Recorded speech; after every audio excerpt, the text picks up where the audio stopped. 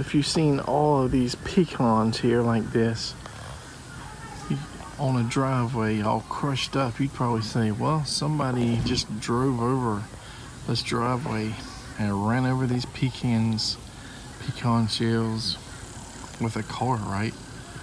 In this case, this pecan tree behind this crepe myrtle here goes right alongside that power pole. Squirrels seem to be on that tree right now almost 24/7. You hear them, you see them up there, and you crunching, you know, the stuff's falling down as they're crunching it. We had a video a few days ago about being a fruit deficit in the season. Of course, nuts aren't a fruit, but that's still an edible thing that could be available this season. So do not ever plant probably any kind of fruit or nut tree on or right under a power line. Even when you go way away from a power line, people still have major problems with squirrels and birds, deer, rabbit, all kinds of stuff. But that is putting something underneath a power line is a surefire way of losing the majority of your fruits or nuts or whatever. It's Barbados cherry out. It's fruit or flowering yet again.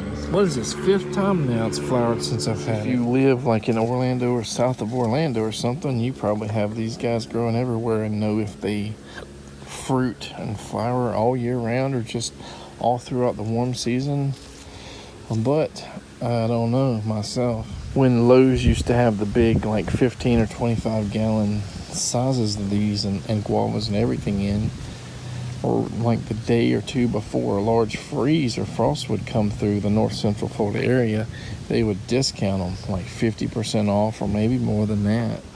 So years ago I bought one discounted, I believe, and to put in the greenhouse in the wintertime. But if you've been watching for a long time and read the greenhouse story and stuff, it's just a little too big to have like a 110 heater or the small candle heaters to heat it when it's cold. But also we didn't have the exhaust fans or anything installed, so even in the winter, hot winter day, it would like roast everything. We'd have to manually go in there and open the door, and you know, things either froze to death or they got roasted to death, or possibly just a combination of that. So this is our second attempt, and hopefully we'll do better this time. You'll also have probably noticed that I tried my best to root these zucchini, Seminole pumpkin hybrids, whatever they are, and they just don't seem to root. But when they want to root, they'll just put these little I don't know what kind of shoots they are, out into the ground, and they'll create their roots wherever they want to. So I just cut this off of one of them, and I'll see if I can get this guy to stay alive, since it does have some roots. We're going to bottom soak that in a little water just to get it wet, and then we're going to take it out there because we don't want it to rot. Now this little guava that was a tiny thing when I planted it, and it was supposed to be a more cold hardy variety of a yellow or lemon guava. Animals attacked it, so we've only got one so far. There is one little one right there, but this was so much better tasting than the other one. So I think technically they're probably the same exact yellow or lemon Cattleya guavas, but this cultivar or the genetics in this specific one makes the fruit taste better. So hopefully we can see if seedlings, you know, in the next couple years will be similar, or if they're just variable. Here's the other one. It might be a little early to take a bite out of, but I'm going to pick it early because they seem to be a little bit better.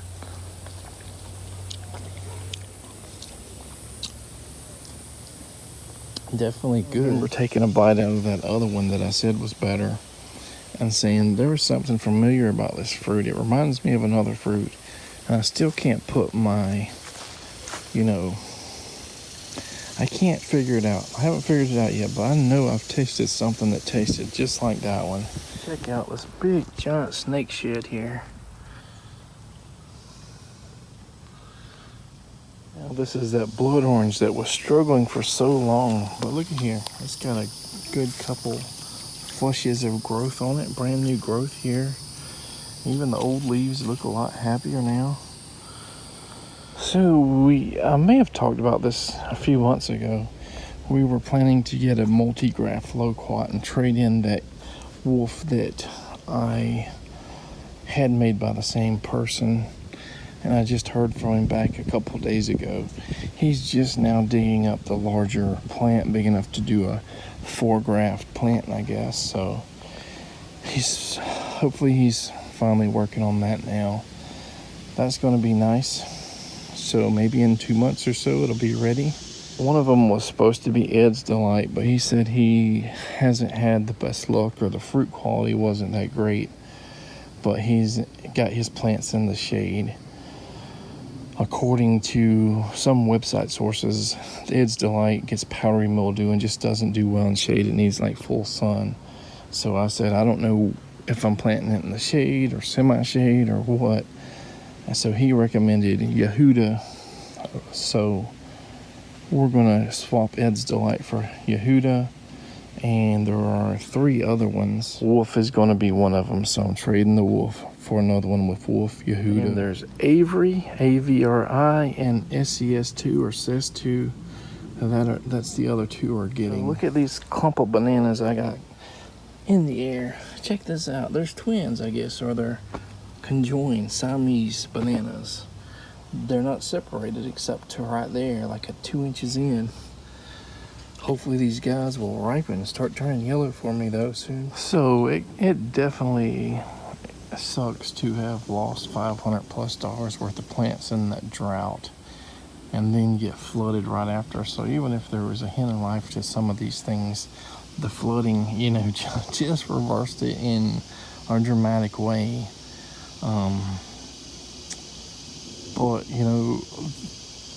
we almost lost those avocados, and hopefully they survived, and hopefully we've learned more about planting avocados and how to plant them, how to maybe protect them for the first few years from the sun, not specifically the winter, not specifically the cold frosts and hard freezes. I may have talked, in the past, whether or not I talked about it on our vlog, about paws when I was so excited about the potential to have and crossbreed paws, and I would have thought 20+ years in, I would have been way more ahead than what I am.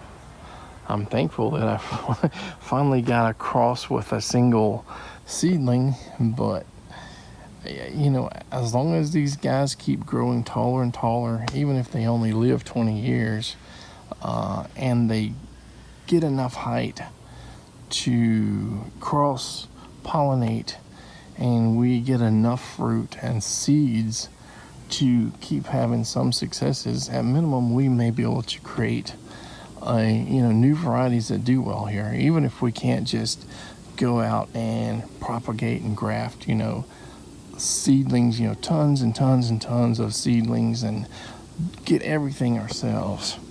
It's possible that if we have some successful cultivars that we produce, we may have to go to outside sources to get seeds, from Tennessee or somewhere, up north. And even if somehow some disaster happened, I died, and this property does not get developed and sold, to somebody developing, there are enough seedlings and grafted plants that are going to root sucker with genetically different plants that it's going to create a paw forest, so even if those original plants, come up and they get old and they die to the ground, the suckers hopefully will create a forever forest, and And we have enough that they will cross-pollinate. They just need to be high enough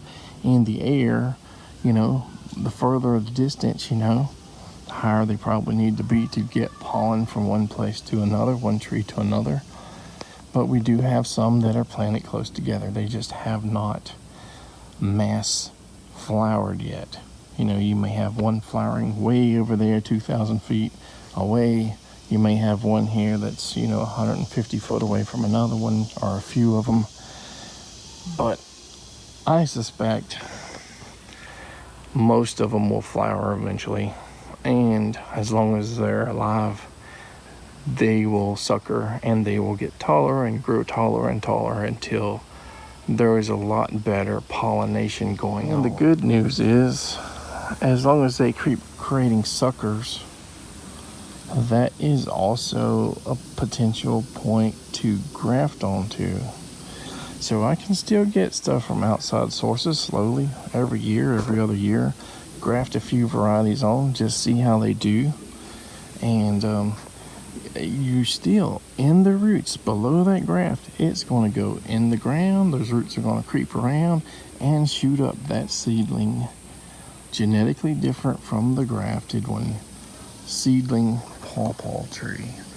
Or should I say possibly 50 or 100 or 1,000 over many, many years. The same could probably be said about hawthorns, especially like mayhaws and stuff that sucker so rapidly. If you get one grafted mayhaw, you have two genetically different plants.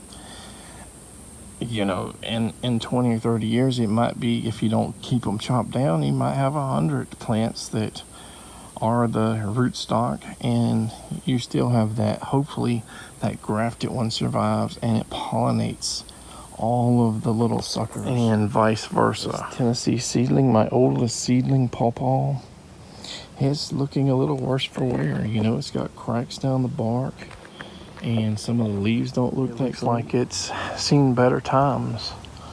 You know, it has flowered many, many years, has fruited several times. Something gets the fruit almost every year, so we do not get seeds most of the time, but luckily we got seeds 2 years ago, and we got a single seedling from it, crossing with possibly our sunflower. And despite that tree looking worse for wear, here is a root sucker that may be about 2 years old. Got some little cool little tree frogs there, and another one there, and it looks like brand new. So these guys die from the top, you know, and a lot of people will say, you know, cut the root suckers, try to make them live separate because this pulls energy out of the main plant. I don't know. It seems like in the case of pawpaws, that is how they maintain survival when they're hard to get pollinated. So this is a survival mechanism, and you know, there's one there. So I mean, that could be 3 there, and there's one over there I grafted onto. There could be some more stuff just in here in these weeds, more suckers from 3 of the 4 areas that I grow pawpaws. 3 of those areas are starting to get quite a bit of suckers, so they're trying to create that field of pawpaws, and some of them are even moving closer to the sun, you know. And this is, you know, a lot of people say protect them for the sun for several years, but once you have them used to the sun, they are more productive. But if you just plant them in the sunlight, they may not make it one season without putting canopies or shade cloths or something over top of it.